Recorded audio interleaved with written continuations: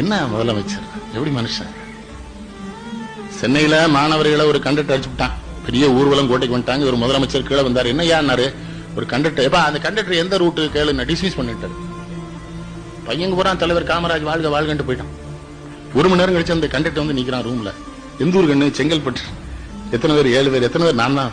என்ன பிள்ளை பள்ளிக்கூடத்து சண்டை போடலாமா? கிறுக்கு கிறுக்கு. ஐயா டிஸ்மிஸ் பண்ணிட்டீங்களாமே அப்படி சொன்னா தானே அவன் போவான்.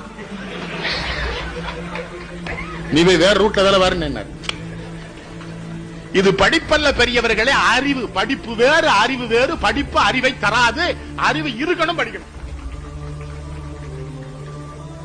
மத்த தலைவனா பிரச்சனை உண்டு பண்ணிடுவான்.